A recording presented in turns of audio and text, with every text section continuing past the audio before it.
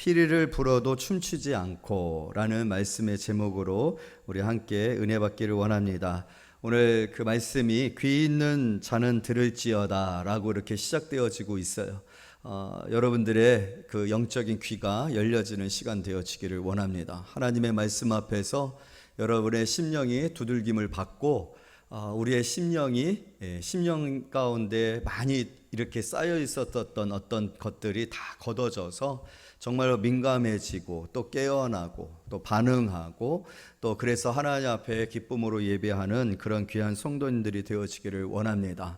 우리의 신앙의 결과는 예배로 나타납니다. 예배에 기쁨이 있고 감격이 있고 예배를 소원하고 예배를 준비하고 정말로 예배에 집중하고 그래서 모든 것들이 우리 마음이 예배로 향하여 하나님께로 향하고 하나님에 대한 감사와 하나님 행하신 일에 대한 가슴 벅참과 그것이 찬양이 되어지고 있다라면 우리의 그 모든 삶들은 그 예배의 열매를 통하여서 다 증명되어지는 거예요. 우리 여러분들이 한 주간 동안 어떻게 살았는지는 오늘 이 시간 이 예배를 통해서 다 평가되어진다라고 생각하시면 돼요.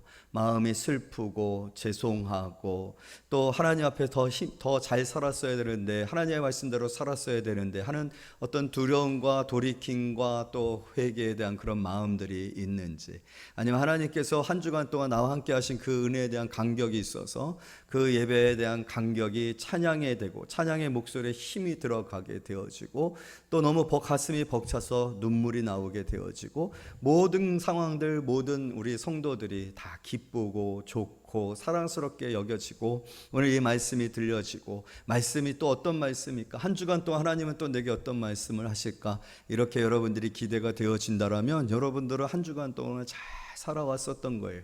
그러나 오늘 이 예배가 빨리 끝나기를 원하고 또 지치고 지루하고 예배 전 검색했었던 그 쇼핑몰 그것이 이 예배 시간 1시간 동안에 어떤 사람들이 다 신청을 해가지고 내 것이 없어질까 봐 두려워서 빨리 예배가 끝나기를 바라는 마음으로 끝나자마자 스마트폰 켤 그런 생각들 가지고 있다라면 여러분들의 마음은 예배를 준비하고 있었던 마음이 아니에요.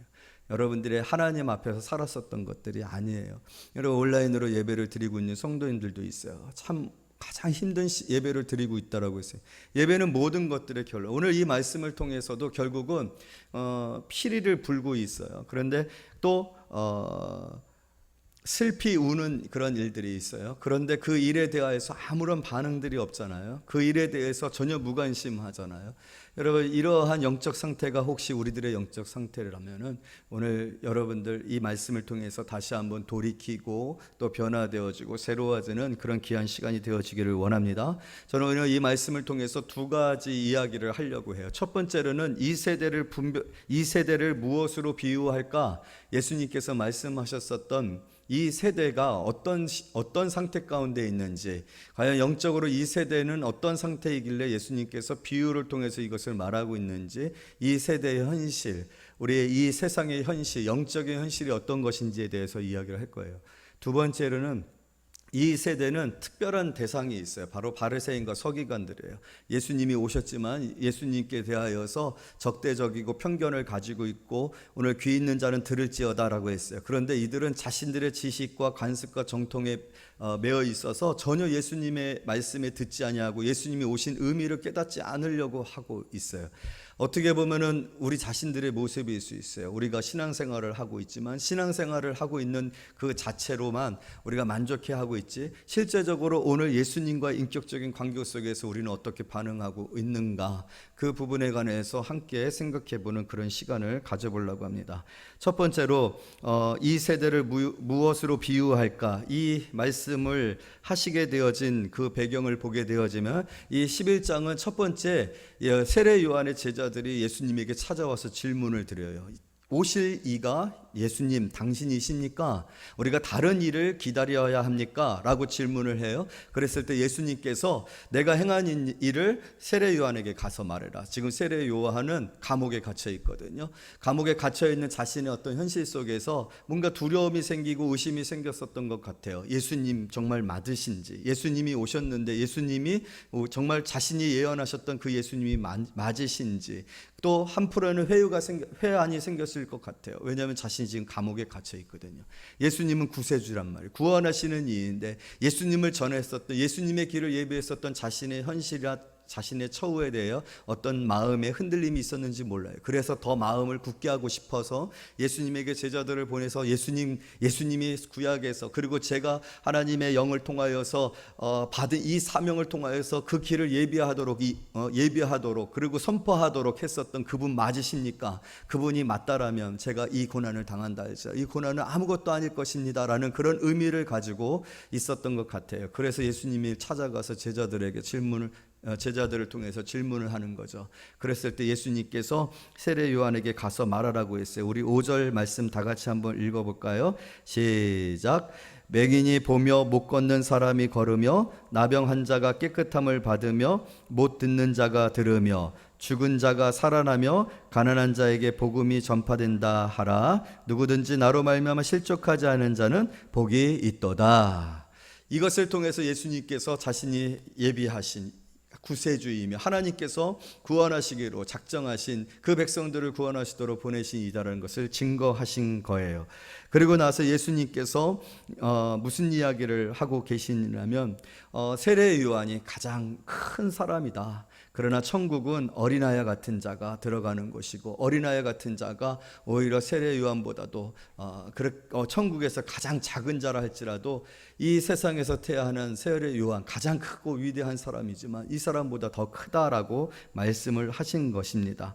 그리고 나서 무슨 이야기를 하느냐 하면 예수님께서 이 세대에 대한 안타까움을 이야기하시는 거예요. 그러면서 비유를 들어서 이 세대에 대해서 이야기를 하는데 어떤 이야기를 하느냐면 아이들의 이야기를 하는 거예요. 아이들이 길거리에서 놀고 있어요. 그런데 아이들이 어떤 놀이를 하냐면 장례식 놀이와 그 다음에 결혼식 놀이를 하고 있는 거예요. 아마 역할극 비슷한 그런 놀이인 것 같아요.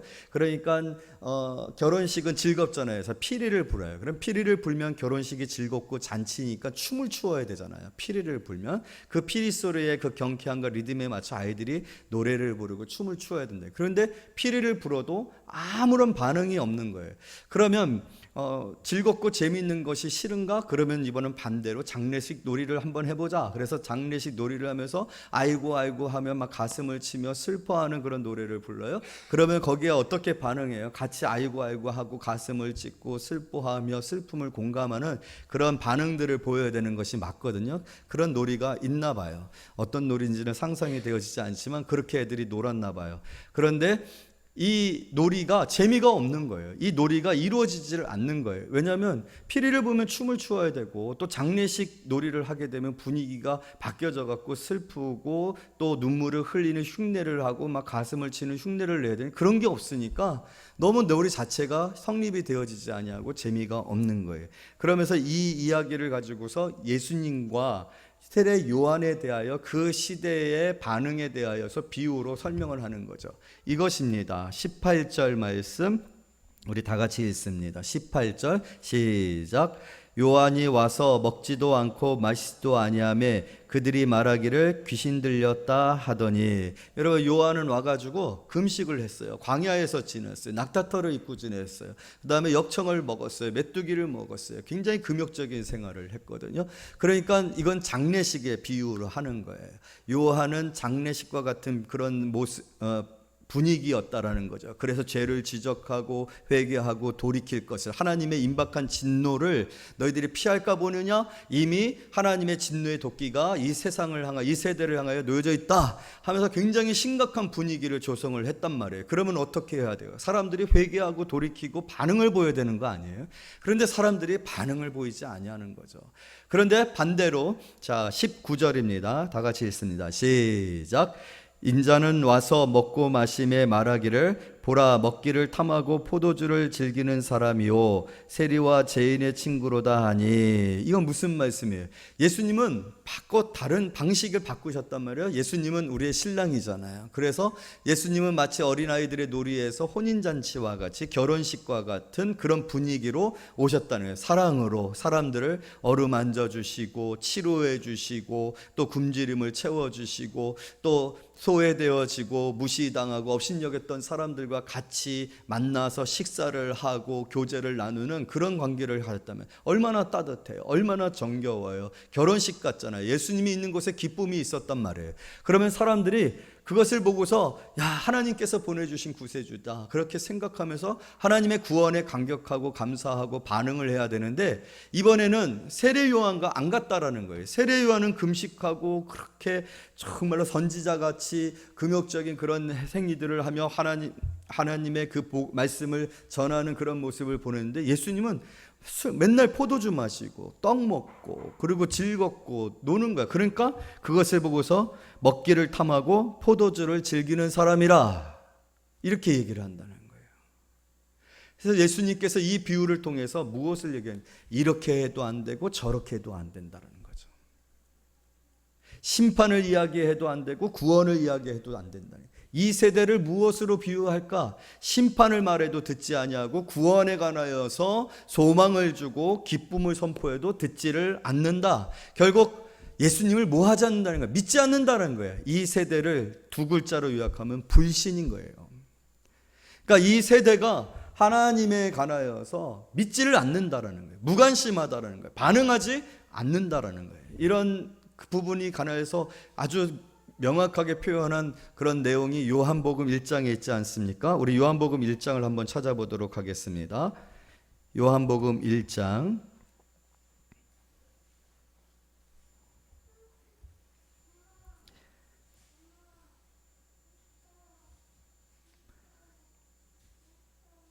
자, 5절부터 11절까지 우리 한 절씩 교독하겠습니다. 요한복음 5장 1장 5절부터 11절 5절이에요. 빛이 어둠에 빛이 돼 어둠이 깨닫지 못하더라.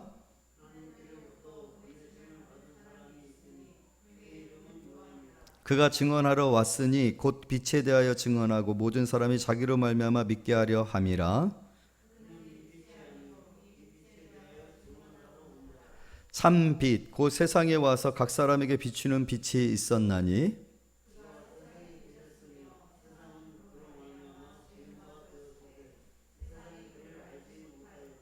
자기 땅에 오매 자기 백성이 영접하지 아니하였으나, 이 말씀이라는 거예요. 여러분, 예수님은 참 빛이에요. 그래서 5절에 보게 되어지면은 참 말이 안 되는 말이 있어요. 어떤 말이 있어요? 이 상식과 과학적인 어떤 그런 진리를, 보편적인 자연의 법칙을 깨트리는 말씀이 있어요. 5절 다시 한번 읽어봅니다. 시작. 빛이 어둠에 빛이 돼 어둠이 깨닫지 못하더라. 이런 일은 없거든요. 자연법의 자연 법칙에 근거해서만 보더라도 여러분, 빛이 비치면, 어둠에 비치면 어둠은 깨닫고 반응하고 어떻게 되겠어요? 사라지게 되어 있거든요. 없어지게 되어 있거든요. 어둠이 반응하게 되어 있단 말이에요. 이것이 자연의 법칙. 우리는 언제나 그것을 봐요. 태양이 떠오르면 아침이 되잖아요. 태양이 떠올랐는데도 여전히 새벽이고 밤이지 않잖아요.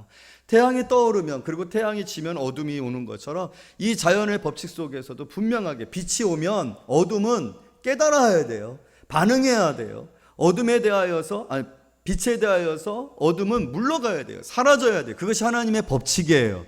그런데 참 신기한 거는 이게 안 되는 게 있단 말이에요. 이게 안 되는 게 바로 세상이라는 거예요. 이게 안 되는 것이 바로 우리들의 영적 상태이다라는 거예요. 지금 예수님이 그 이야기를 하는 거예요. 피리를 불면 춤을 춰야 되는데, 장례식으로 역할이 바뀌어서 슬픈 분위기가 되어지면 눈물을 흘리고 통곡을 해야 되는데 이게 안 된다라는 거예요. 여러분, 이 영적 상태가, 이 세대가 바로 오늘날 이 세상의 상태이고, 그것이 바로 죄의 본질입니다. 죄의 본질이 무엇입니까? 죄의 본질은요, 빛을 인지하지 못한다는 거예요. 빛에 반응하지 아니한다는 거예요. 여러분, 빛이 누구십니까? 예수님이에요. 빛은 무엇입니까? 생명이에요. 빛이신 예수님에게 반응하지 않는 이 세대, 예수님을 믿지 않는 이 세대, 예수님을 거부하는 이 세대, 그래서 이 세상은 심판을 받게 되어 있는 거예요. 그래서 사실은 이 세상은 이미 어둠이고 저주고 심판이고 지옥이에요. 여러분, 우리가 지옥을 죽은 다음에 가는 곳으로만 생각하면 안 돼요. 지옥은 이미 시작되었고 지옥은 이미 세상이에요. 죄를 지은 이상 우리는 빛에 대하여서 무반응하겠다. 여러분, 빛은 생명이라고 했대요. 생명이 없는 이 세상은 결국 무엇입니까? 죽은 세상이에요. 멸망을 받은 세상이에요. 그것이 오늘 이 세상의 현실이다라는 것을 우리는 분명히 알아야 된다는 거예요. 하나님, 예수님께서 그것을 말해주는 거예요. 피리를 불어도 안 되고 또 장례식 놀이를 해도 안 되고 아무런 반응이 없는 거예요. 왜냐하면 죽었기 때문에. 만약에 살아있으면 반응하게 되어 있어요. 작동하게 되어 있다란 말이에요. 그런데 오늘날 이 세상은 예수님의 십자가가 있고 예수님의 사랑이 있고 예수님의 구원의 약속이 있고 말씀이 있어도 예수님이 참 빛이 되셔서 이 세상을 향하여 빛을 비추고 계심에도 불구하고 구원의 길로 그들을 인도하고 계심에도 불구하고 예수님이 진리의 등대가 되어서 풍랑이 있는 이 바닷가, 어둠 가운데 있는 이 바닷가에 배를 향하여서 빛을 비추고 안내를 해도 그 빛에 반응하지 아니하기 때문에 결국 침몰을 하게 되어지고 결국 암초에 부딪히게 되어져 있는 것이 오늘 이 세상의 운명이라는 거예요. 그것이 오늘 이 성경에서 말하고 있는 첫 번째 사실입니다. 이것을 우리가 심각하게 받아들이지 아니하면 오늘 우리는 예배할 수가 없습니다. 왜냐하면요, 오늘 우리가 예배 드릴 수 있는 것은, 오늘 우리가 예배에 생명을 걸 수밖에 없는 것은, 우리가 예배를 너무나도 사모하고 예배로 하나님 앞에 나올 수 있는 이유가 무엇입니까? 바로 이러한 이 세대의 현실이, 이 바뀌지 아니하는 현실이 자연의 법칙까지도 뛰어넘는 이 심각한 영적 상태 가운데 있었던 이 세상 속에 내가 살고 있었다라는 거예요. 나도 빛에 대하여서 반응하지 않는 존재로 살고 있었다라는 거예요. 죄인이었어요. 모든 사람이 죄인이었다라고 성경은 분명하게 얘기했어요. 의인은 없나니 하나도 없다라고 성경은 단연코 이야기를 하고 있어요. 이 세상에는 어떤 소망도 구원도 생명도 기대도 없었다라는 거예요. 어떠한 피리 소리에도 반응하지 아니하는 세대였다라는 거예요. 그것이 저와 여러분이에요. 혹시 지금도 반응하고 있지 않다라면 여러분, 심각하게 여러분 자신의 구원에 관해서 점검을 해보셔야 돼요. 내가 살아있지만 여러분들의 영은 죽어있는지 몰라요. 여전히 여러분 죄인이에요. 여러분 지금 예배자로 이곳에 있지만 여러분들의 예배는 예배가 아닙니다. 하나님과는 전혀 상관없는 의식일 뿐이고, 마치 바리새인과 서기관들처럼 자기의 의를 드러내고자 하는 형식과 그런 의례일 뿐이에요. 습관이죠. 그러나 여러분들이 오늘 이 자리에 그러한 모습으로 있지 아니하고 내게 빛이 되어주시는 그 예수님, 그 예수님의 빛이 내 안에 살아 내 생명이 되어지고 내 죄를 깨닫게 하고 나를 각성시키고 나로 하여금 하나님의 나라를 추구하고 바라보며 그 하나님을 하나님 앞에 감사함으로 예배케 하고 있다라면 여러분들은 구원을 받은 거예요. 여러분, 오늘 이 세대에 여러분들이 속하지 아니하기를 원합니다. 너무나도 감사한 것은 바로 그것이 우리의 예배예요. 우리가 이 세대에 속하였으나 이 세대에 지금은 속하지 아니하고 있기 때문이에요. 오늘 우리가 읽었었던 본문으로 다시 한번 돌아가면 마태복음 11장입니다.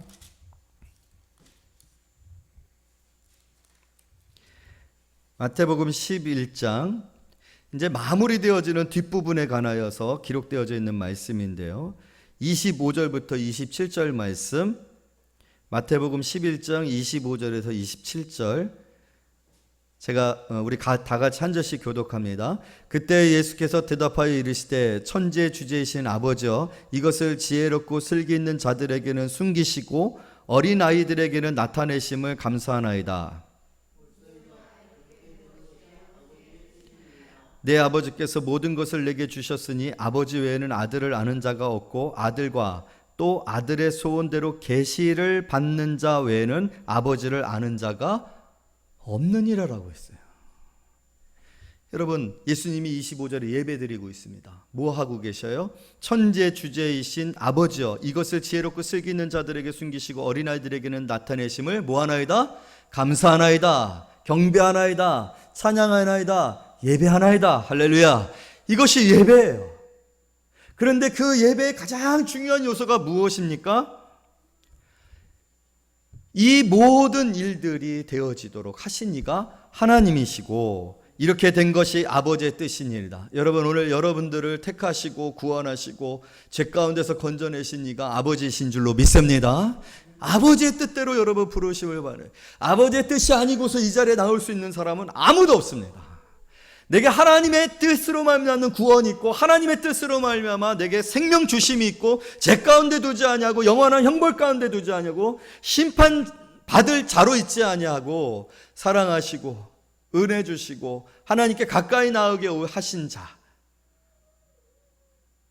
여기에 오늘 성경에 보니까 슬기 있는 자라고 했어요. 지혜 있는 자라고 했어요. 여러분, 우리보다 얼마나 슬기롭고 지혜롭고 이 세상에 유익하며 탁월하고 능력 있고 명성 있는 사람들이 많습니까? 그럼에도 불구하고 나 같은 자에게 이것을 알게 하신 것 하나님의 뜻입니다. 이거 하나만으로도 우리는 하나님 앞에 감사할 수밖에 없어요. 할렐루야. 나 같은 자를 택하시고 부르셔서 이것을 알게 하신 것이 하나님의 뜻이었다는 거예요. 하나님의 의지였다는 거예요. 내가 구원받은 것은 하나님의 의지예요. 여러분, 이것이 얼마나 큰 기쁨입니까? 여러분, 목동으로 있었던 다윗을 이스라엘의 왕으로 삼으신 것은 하나님의 의지입니다. 다윗의 소원이 아니었어요. 다윗이 굉장히 성공적인 삶을 살고 싶었던 것 아니에요. 다윗의 꿈이 아니었어요. 하나님의 의지였습니다.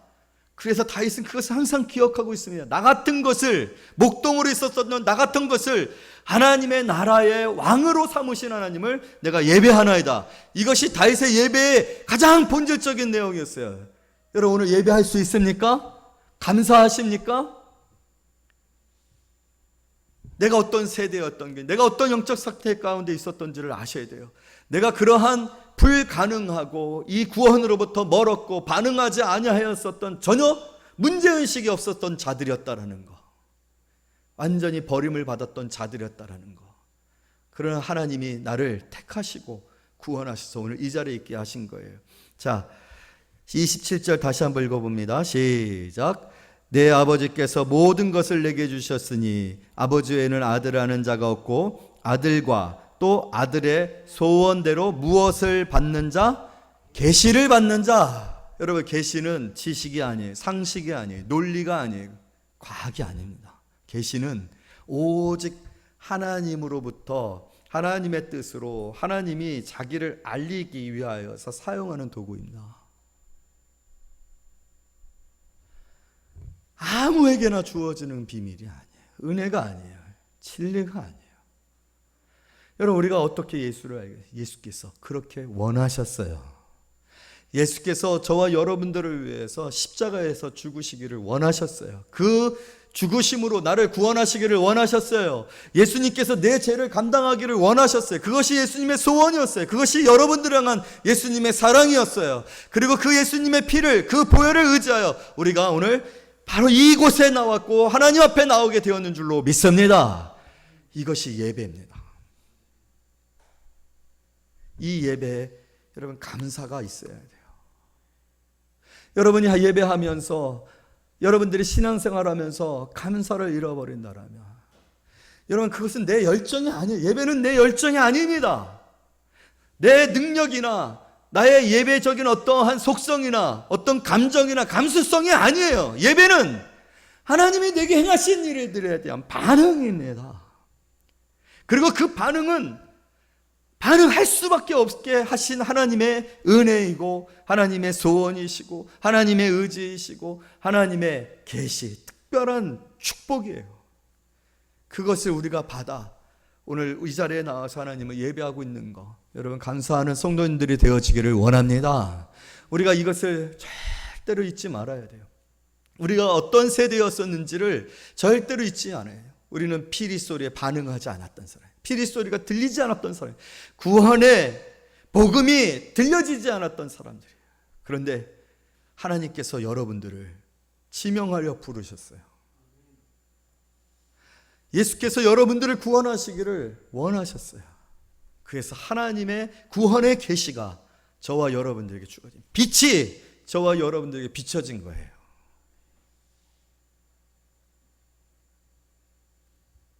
그럼 우리가 얼마나 하나님 앞에 감사해야 해요. 그래서 어떻게 보면 신앙생활은요, 감사의 양으로 측정할 수 있습니다. 내가 얼마나 감사하고 살아가고 있는가.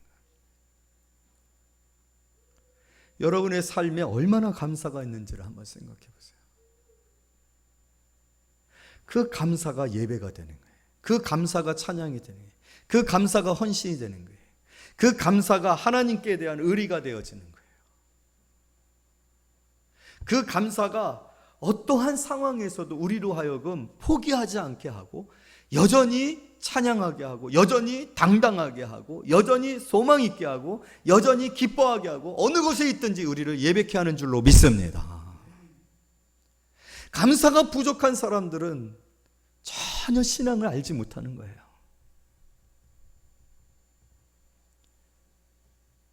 이 본질적인 우리의 영적 상태를 여러분들이 오늘 이 말씀을 통해서 다시 한번 철저하게 깨닫고 잊지 아니하는 성도들이 되어지기를 원합니다.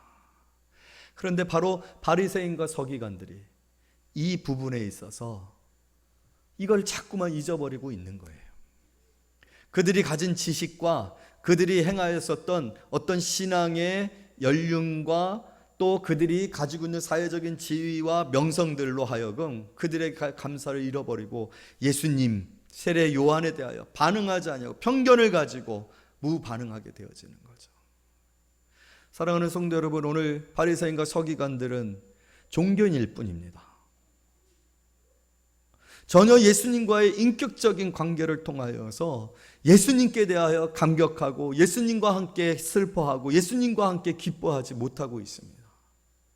저는 오늘 우리 교회가 절대로 이러한 바리새인과 서기관들처럼 피리를 불어도 춤을 추지 않는 교회가 되어서는 안 된다.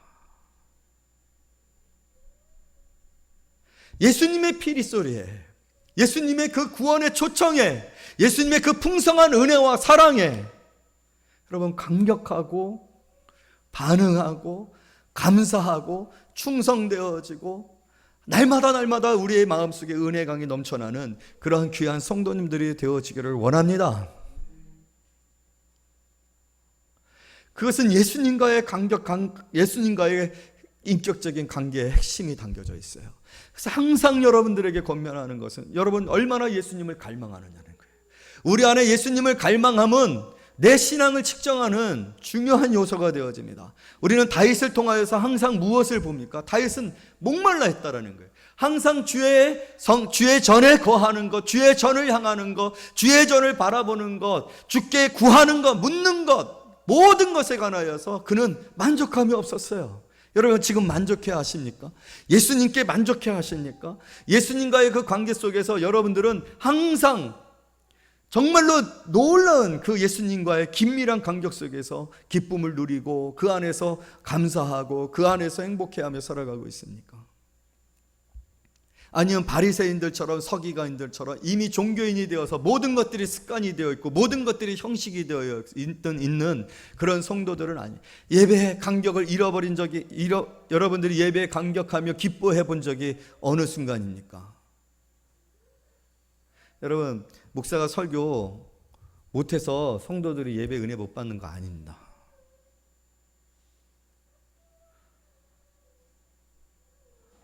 어떤 목사님은요 설교 원고를 만들어 놓고 그 설교 원고를 그냥 처음부터 끝까지 그냥 중저음으로 계속해서 읽습니다.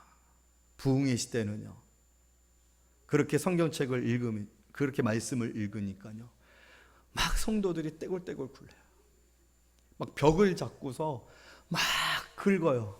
너무 괴로워서 죄에 대하여 지적하시는 설교 듣고 그러면서 막 소리쳐요. 예배 시간에 막 소리쳐요. 그만하시라고, 그만 읽으시라고, 더 이상 우리가 그것을 감당할 수 없습니다라고.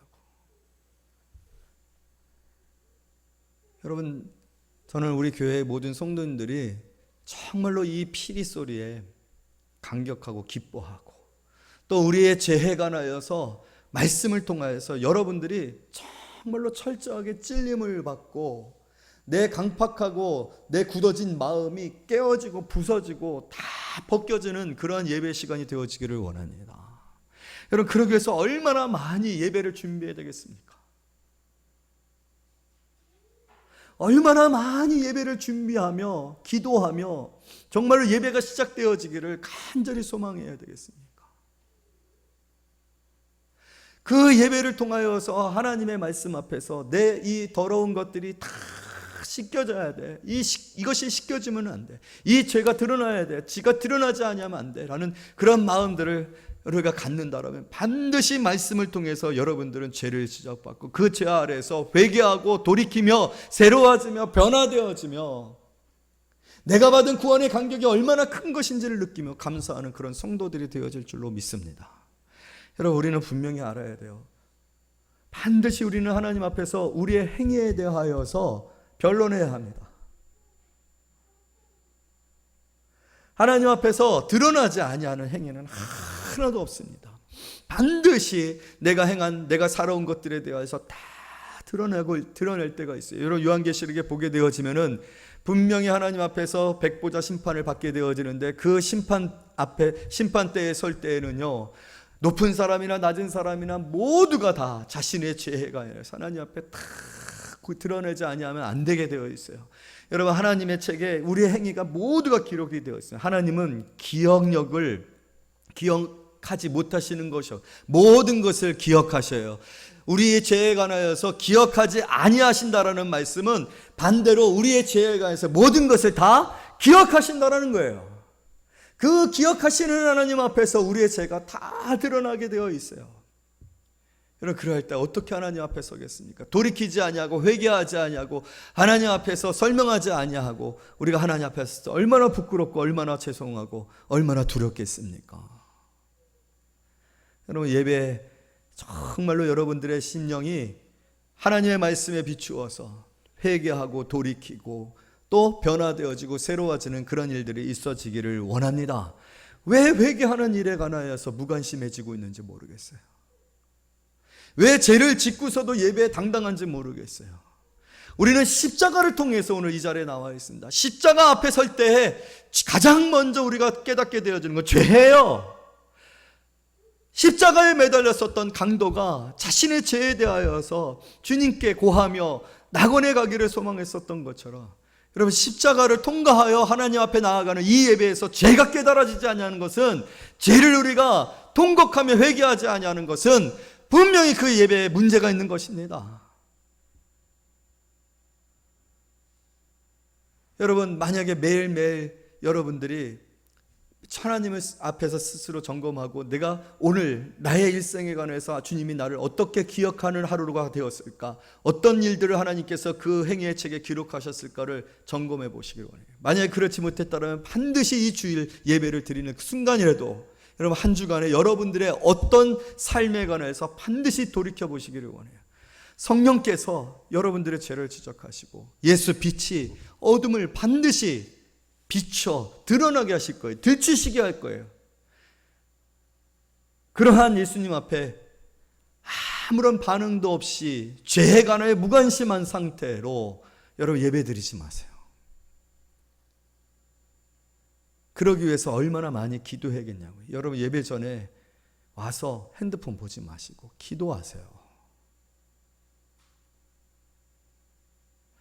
예배 끝나고 여러분 스스로를 한번 돌이켜보면 말씀 앞에서 반드시 점검하세요. 바뀌어야 합니다. 돌이켜야 한단 말이에요.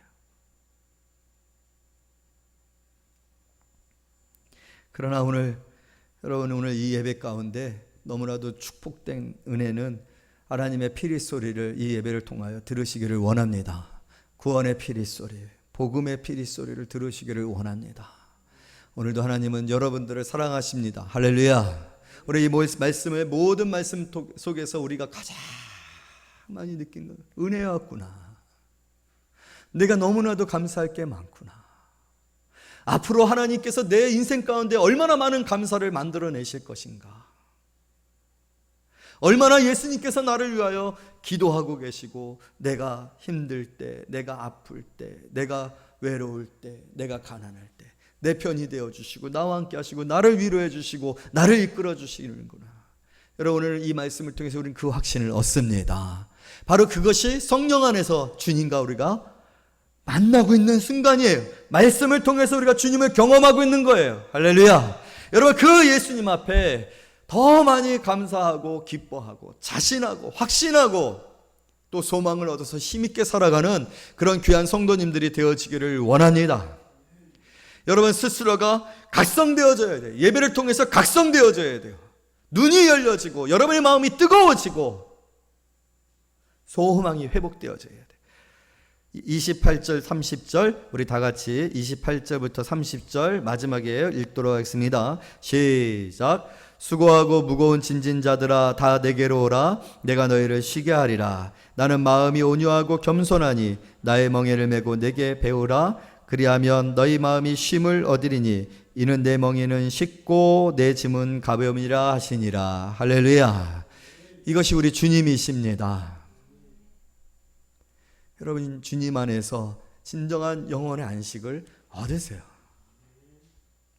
주님은 영원히 우리 편이십니다. 우리의 구원자이시고,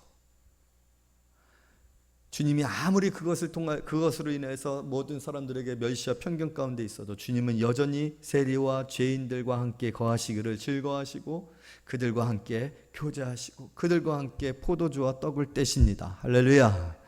바로 여러분이십니다. 오늘 그 은혜를 마음에 품으세요. 그래서 여러분 안에 있었던 세상의 염려와 근심으로 무관심해지고 무기력해지고 또 뭔가 사라진 내 안에 삶에 대한 열정들 여러분 회복되십시오. 내게 주신 이 생명이 얼마나 복된 생명인지, 이 생명으로 살아갈 날 동안에 주님이 주실 은혜가 얼마나 풍성할지 여러분 기대하면서 다시 한번 소망으로 살아가는 귀한 성도님들이 되어지기를 원합니다. 오늘 이 말씀을 통해 성령님 여러분들에게 다시 한번 각성을 일으키시고 영적 자각을 일으키실 때 이제는 피리 소리에 춤을 추시고 또 죄간에서는 미워하고 싸우고 영적인 전투를 행하고 또 돌이켜 회개하여 또 정결하고 성결하여 거룩하니 너희도 거룩하라. 주님과 그렇게 하나가 되어졌을 때 그 안에 거하는 풍성을 누리며 살아가는 귀한 성도님들이 되어지시기를 말씀으로 축복합니다. 기도하겠습니다.